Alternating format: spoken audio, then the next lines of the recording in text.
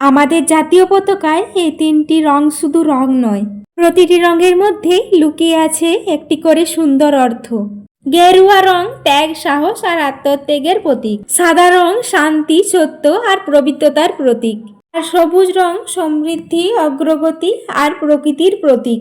আর এই তিনটি রঙের ভালোবাসা থেকে 15 আগস্টের জন্য বানিয়ে নিলাম তেরেঙ্গা সুন্দর ওয়াল হ্যাঙ্গিংটা। গেরুয়া, সবুজ, সাদা, কালো এই 4 রকমের কাগজ লাগবে। কাগজগুলোকে টুকরো করে কেটে নিয়েছি। এই কাগজগুলো দিয়ে সমস্ত ফুলগুলো বানিয়ে নিয়েছি। একটা কার্ডবোর্ড নিয়েছি, কার্ডবোর্ডটাকে গোল করে মাপ করে কেটে নিয়েছি।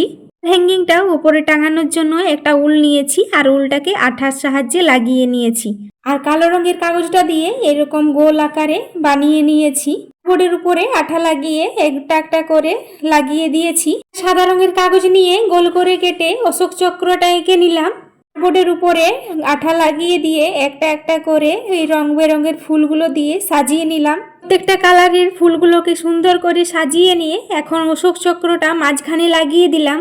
গেরুয়া, সবুজ, সাদার ফুল দিয়ে একটা সুন্দর ফুল বানিয়ে নিয়ে নিচে ফুলটা লাগিয়ে নিলাম। আর এই যে সুন্দর তেরেঙ্গা ওয়াল হ্যাঙ্গিংটা তৈরি হয়ে গেল। কেমন হয়েছে কমেন্টে অবশ্যই জানিও। আর একটা লাইক দিয়ে আমার পেজটা ফলো করে দিও।